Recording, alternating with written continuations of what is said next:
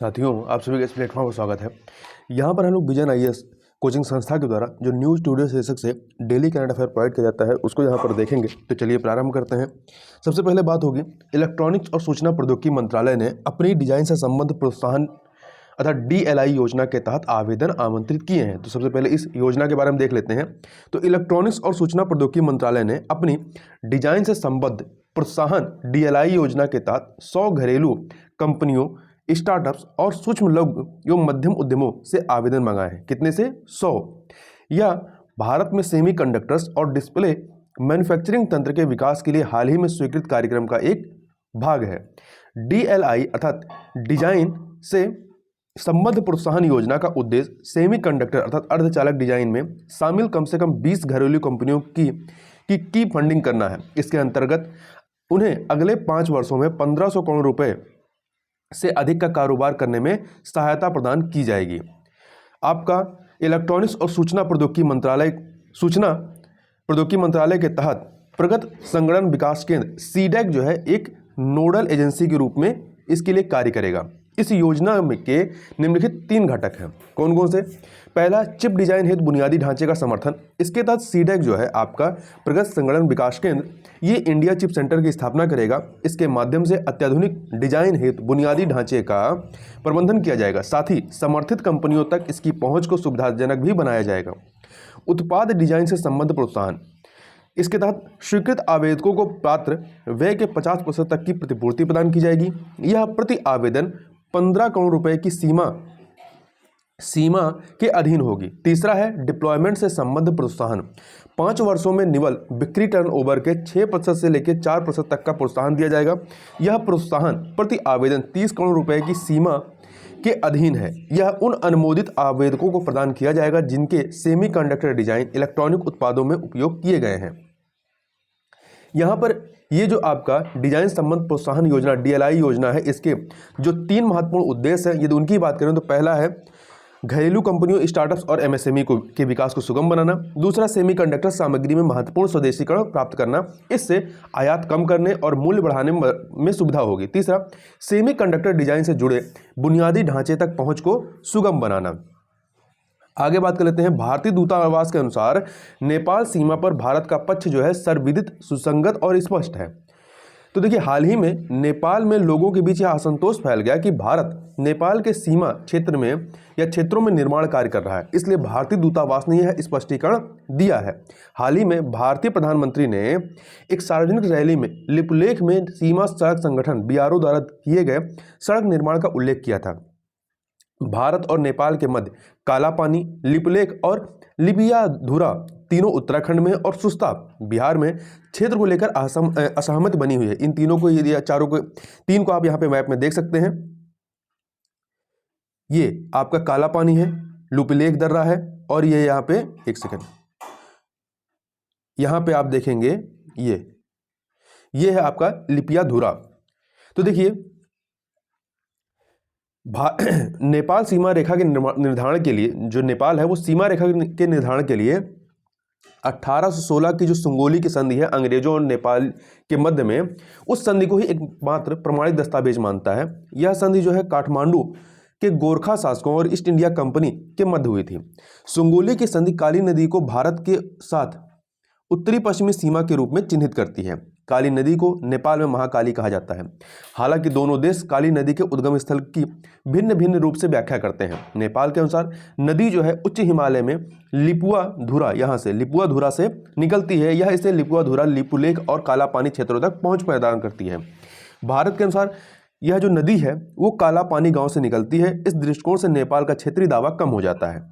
इस क्षेत्र का महत्व क्या है? तो देखिए, पहला, तीर्थयात्री और पर्यटक कैलाश मानसरोवर जाने के लिए लिपुलेख दर्रे का, ये जो आपका लिपुलेख दर्रा है, इस लिपुलेख दर्रे का उपयोग करते हैं।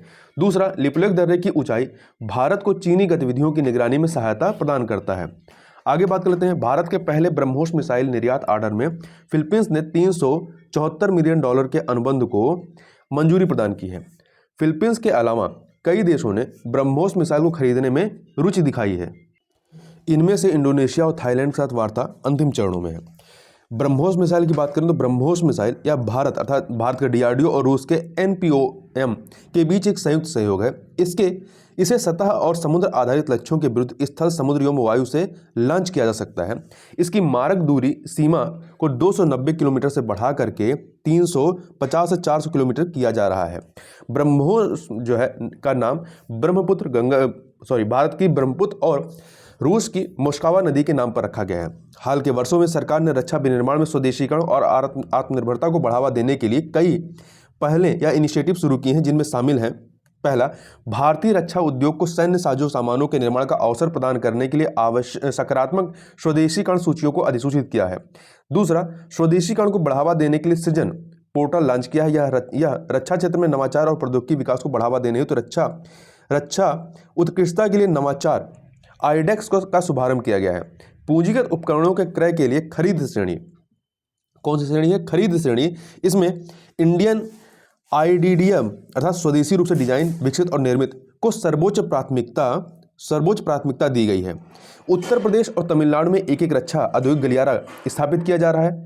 रक्षा क्षेत्र में प्रत्यक्ष विदेशी निवेश की सीमा को स्वचालित मार्ग के माध्यम से 74% तक और सरकारी मार्ग द्वारा 100% तक बढ़ा दिया गया है। आगे बात कर लेते हैं। विद्युत मंत्रालय ने इलेक्ट्रिक वाहनों के लिए चार्जिंग अवसंरचना हेतु संशोधित दिशा निर्देश एवं मानदंड जारी किए हैं। तो इनका उद्देश्य भारत में इलेक्ट्रॉनिक वाहनों के शीघ्र प्रसार को सक्षम बनाना है। ये संपूर्ण इलेक्ट्रिक वाहन प्रणाली को बढ़ावा देकर के देश की ऊर्जा सुरक्षा के साथ साथ उत्सर्जन की तीव्रता में कमी लाने में भी सहायक होंगे। संशोधित दिशा निर्देश वर्ष 2019 में जारी किए गए दिशा निर्देशों का स्थान लेंगे। दिशा निर्देशों की जो मुख्य विशेषताएं हैं, यदि उनकी बात करें तो सबसे पहले है सार्वजनिक चार्जिंग अवसंरचना का चरणबद्ध निर्माण। वर्ष 2011 की जनगणना के अनुसार 40 लाख से अधिक आबादी वाले शहरों के लिए चरण 1, जहां 1 से 3 वर्ष होगा। चरण 1 राज्य की राजधानियों तथा केंद्र शासित प्रदेशों जैसे बड़े शहरों के लिए चरण 2, जहां 3 से 5 वर्ष के लिए होगा। दूसरा, इलेक्ट्रॉनिक वाहन स्वामी अपने मौजूदा विद्युत कनेक्शन का उपयोग करके अपने निवास या कार्यालय पर अपने वाहनों को चार्ज कर सकते हैं। तीसरा, राजस्व हिस्सेदारी मॉडल के माध्यम से सार्वजनिक चार्जिंग स्टेशन पीसीएस की स्थापना के लिए उत्साहवर्धक दरों पर भूमि उपलब्ध कराई जाएगी। चौथा है राज्य सरकार सार्वजनिक चार्जिंग स्टेशन द्वारा लिए जाने वाले सेवा शुल्क की उच्चतम सीमा तय करेगी। और अगला है ऊर्जा दक्षता ब्यूरो राज्य नोडल एजेंसियों के परामर्श से सभी सार्वजनिक चार्जिंग स्टेशनों का एक राष्ट्रीय ऑनलाइन डेटाबेस तैयार करेगा, साथ ही उसका रखरखाव भी करेगा। इलेक्ट्रॉनिक वाहनों की चार्जिंग अवसंरचना में वृद्धि हेतु की गई जो पहले हैं, उनमें है नीति आयोग ने इलेक्ट्रॉनिक वाहन चार्जिंग अवसंरचना के निर्देशन हेतु एक हैंडबुक जारी की है। दूसरा, विद्युत मंत्रालय ने इलेक्ट्रिक वाहनों की चार्जिंग के लिए विद्युत को सेवा के रूप में बेचने की अनुमति दी है। हाइब्रिड और इलेक्ट्रिक वाहनों का तीव्र अंगीकरण और एवं विनिर्माण योजना फेम 2 के तहत इलेक्ट्रिक वाहन चार्जिंग अवसंरचना की स्थापना के लिए प्रोत्साहन दिया जाएगा। अब यदि हम बात करें कि इलेक्ट्रॉनिक वाहन या इलेक्ट्रिक व्हीकल चार्जिंग अवसंरचना में प्रमुख बाधाएं क्या हैं, तो पहला है भारत में इलेक्ट्रिक वाहनों के प्रवेश को लेकर अनिश्चय की स्थिति। दूसरा, कम क्षमता उपयोग। तीसरा है वित्त की उच्च लागत। चौथा है चार्जिंग इंफ्रास्ट्रक्चर विकसित करने के लिए विद्युत वितरण कंपनियों या डिस्कॉम के पास कोई अधिदेश नहीं है। पांचवा, इलेक्ट्रिक व्हीकल टैरिफ में फिक्स डिमांड चार्ज। अगला है विद्युत के बुनियादी ढांचे के विकास की लागत के समाज के प्रति अनुकूल होने के लिए किसी भी तंत्र का ना होना। अगला है प्रवर्धित चार्जिंग ढांचे और कार्यों की कमी। और नेक्स्ट है मांग की पूर्ति हेतु विद्युत बाजार में भाग लेने के लिए चार्जिंग सेवा प्रदाताओं हेतु विनियामक ढांचे का अभाव। और अगला है भूमि की पहचान और आवंटन। तथा अगला है प्रशासनिक मंजूरी से संबंधित मुद्दे। आगे बात कर लेते हैं उपभोक्ता मामले, खाद्य और सार्वजनिक वितरण मंत्री ने भारतीय खाद्य निगम एफसीआई के लिए 5 सूत्री सुधार एजेंडा का सुझाव दिया है। भारतीय खाद्य निगम एफसीआई के 58वें स्थापना दिवस पर बोलते हुए मंत्री ने एफसीआई की प्रगति में सुधार के लिए निम्नलिखित 5 सिद्धांत प्रस्तुत किए हैं। पहला है लोग एफसीआई को एक अक्षम और भ्रष्ट निकाय मानते हैं। लोगों के सामने इसे एक गतिशील, समावेशी और ईमानदार निकाय के रूप में प्रस्तुत करना होगा। दूसरा, खरीद से लेकर वितरण तक एंड टू एंड तकनीकी समाधानों को एकीकृत करने पर ध्यान देना होगा। इससे परिचालन दक्षता आएगी और रिसाव मुक्त वितरण सुनिश्चित होगा। तीसरा है संकटग्रस्त किसान या किसान उत्पादक संगठन की समस्या के तुरंत समाधान हेतु एक शिकायत निवारण तंत्र का निर्माण करना। चौथा है आधुनिक बुनियादी ढांचे और लॉजिस्टिक के लिए योजना बनाना। और पांचवा है भारत को फूड हब बनाने के लिए विश्व की सर्वोत्तम पद्धतियों को अपनाना। एफसीआई की स्थापना खाद्य निगम अधिनियम 64 के तहत निम्नलिखित उद्देश्यों को पूरा करने के लिए की गई थी। पहला है किसानों के हितों की सुरक्षा के लिए प्रभावी सुरक्षा समर्थन गतिविधियां। दूसरा, सार्वजनिक वितरण प्रणाली पीडीएस के लिए खाद्यान्नों का वितरण। तीसरा, राष्ट्रीय खाद्य सुरक्षा सुनिश्चित करने के लिए खाद्यान्नों के परिचालन और बफर स्टॉक के संतोषजनक स्तर को बनाए रखना।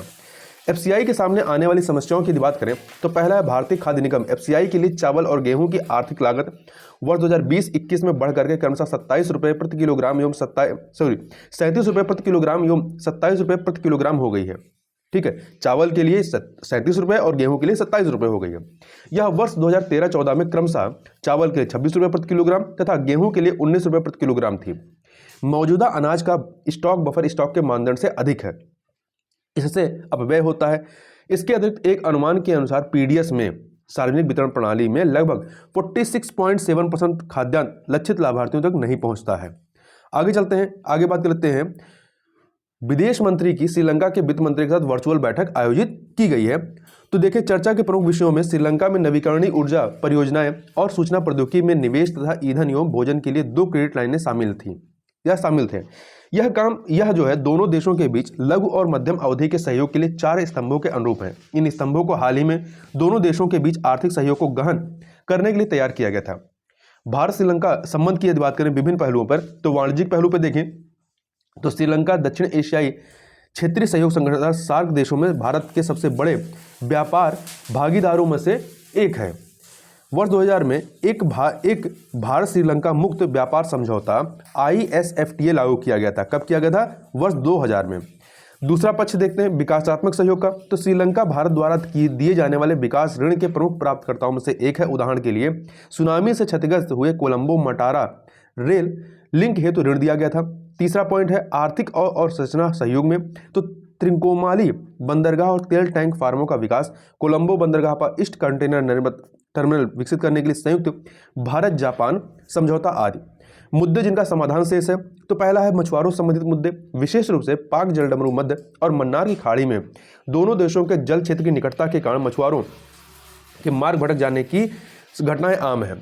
दूसरा, चीनी आधिपत्य, श्रीलंका ने सामरिक महत्व का हम्बनटोटा बंदरगाह चीन को सौंप दिया है। तीसरा, निर्जातीय मुद्दा, सिंघाली बहुसंख्यकों और तमिल अल्पसंख्यकों के बीच लंबे समय से संघर्ष चल रहा है। इसने हाल के दशकों में द्विपक्षीय संबंधों को कमजोर किया है। अब जो सुर्खियों में रही चीजें हैं उनको देख लेते हैं। तो पहला, वर्ष 2021 में संसद की तुलना में राज्य विधानमंडलों में कम बैठकें हुई थी। तो देखिए, हाल ही में द हिंदू ने 9 राज्यों की विधानसभाओं के कामकाज का विश्लेषण किया है। विश्लेषण में पाया गया है कि वर्ष 2021 में इन राज्यों की विधानसभाओं में मात्र 11 से 43 दिनों की ही बैठक हुई थी। वर्ष 2020 में संसद की कुल 33 दिन बैठक हुई थी और वर्ष 2021 में इसमें बहुत कम सुधार होकर के केवल 58 दिन ही बैठक हुई थी। संसद और राज्य विधानसभाओं दोनों ने इसके लिए प्राथमिक कारण के रूप में कोविड-19 महामारी के कारण लगाए गए प्रतिबंधों को उत्तरदायी बताया है। संविधान न्यूनतम बैठकों की संख्या निर्धारित नहीं करता है, ये फैक्ट याद रखिएगा। संविधान के अनुच्छेद 174 में कहा गया है कि राज्य विधानमंडल की बैठक अंतिम सत्र के 6 महीने के भीतर होनी चाहिए, बस इतना ही कहा है। अगला है चिप्स टू स्टार्टअप C2S कार्यक्रम। तो इलेक्ट्रॉनिक और सूचना प्रौद्योगिकी मंत्रालय ने अपने चिप्स टू स्टार्टअप कार्यक्रम C2S कार्यक्रम के तहत 100 शैक्षणिक संस्थानों, अनुसंधान एवं विकास संगठनों, स्टार्टअप और MSME से आवेदन आमंत्रित किए हैं। C2S कार्यक्रम का उद्देश्य 85,000 उच्च गुणवत्ता वाले और योग्य इंजीनियरों को प्रशिक्षित करना है। यह प्रशिक्षण बहुत बड़े पैमाने पर इंटीग्रेशन और एम्बेडेड सिस्टम डिजाइन के क्षेत्र में दिया जाएगा।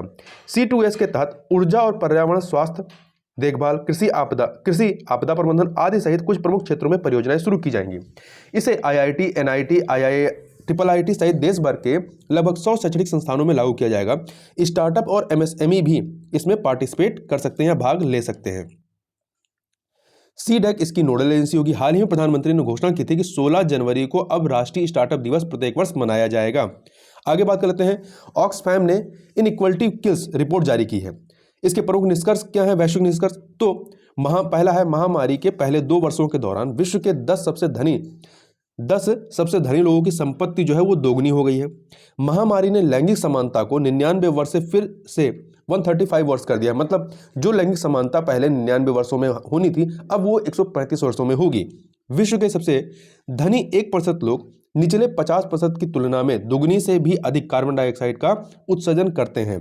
भारत के संबंध में जो निष्कर्ष है, इसमें पहला है वर्ष 2021 में 84% परिवारों की आय में गिरावट आई है।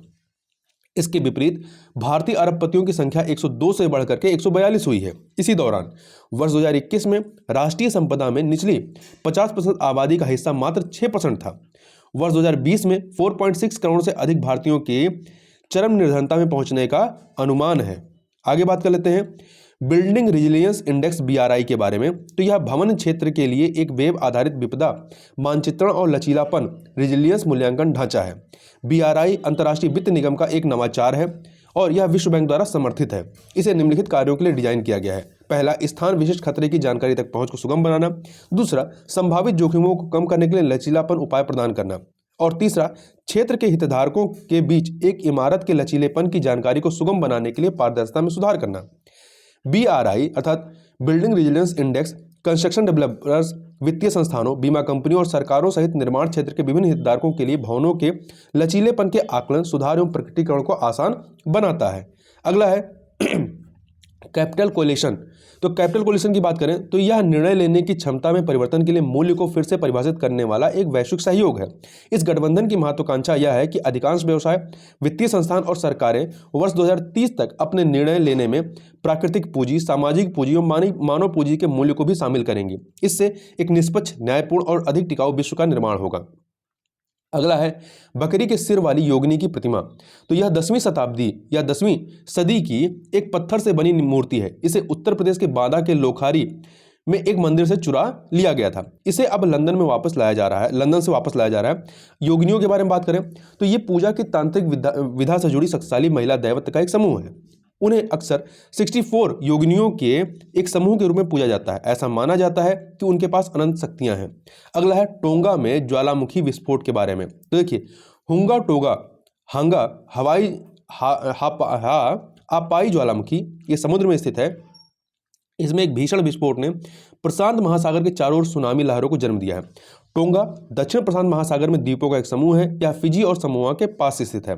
समुद्र के भीतर अनुमानित 1 मिलियन ज्वालामुखी हैं। उनमें से अधिकतर या ज्यादातर विवर्तनिक प्लेटों के पास स्थित है। अगला है पंडित बिरजू महाराज के बारे में। इनका मूल नाम ब्रिजमोहन नाथ मिश्र था। पंडित बिरजू महाराज एक प्रसिद्ध कथक उस्ताद और लखनऊ के कालका बिंदादीन घराने के प्रमुख प्रतिपादक थे। ध्यान रखिए किस घराने से संबंधित थे, तो लखनऊ के कालका बिंदादीन घराने से। वह समान रूप से श्रेष्ठ गायक, कवि और चित्रकार थे। इनके व्यक्तिगत गुणों की बात करें तो ये कलाकार, कार्य के प्रति समर्पण, भावबोधक इत्यादि इनके प्रमुख गुण थे। महत्वपूर्ण योगदान एवं उपलब्धियों की बात करें तो उन्होंने कई दशकों तक प्रमुख गुरु के रूप में कथक केंद्र दिल्ली की सेवा की। उन्होंने कथक शास्त्रीय नृत्य शैली को फिल्म उद्योग तक पहुंचाया और इसे वैश्विक स्तर पर प्रसिद्ध किया। इन्हें वर्ष 1986 में पद्म विभूषण, देश का दूसरा सर्वोच्च नागरिक पुरस्कार, से सम्मानित किया गया। इन्हें संगीत नाटक अकादमी पुरस्कार, मध्य प्रदेश सरकार द्वारा कालिदास सम्मान तथा राजीव गांधी शांति पुरस्कार से भी सम्मानित किया गया है। आगे बात कर लेते हैं तिरुवल्लुवर की।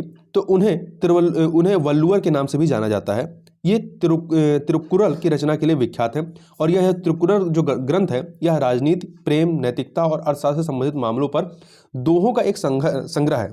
इसे तमिल साहित्य में बहुत महत्वपूर्ण स्थान या रचना माना जाता है। इनके व्यक्तिगत गुणों की बात करें तो अनुशासन, आत्मनियंत्रण, अहिंसा, संयम, भक्ति के प्रति समर्पण इत्यादि इनके प्रमुख व्यक्तिगत गुण थे। तो इस प्रकार से इस वीडियो में बस इतना ही। मिलते हैं नेक्स्ट वीडियो में, तब तक के लिए बहुत बहुत धन्यवाद।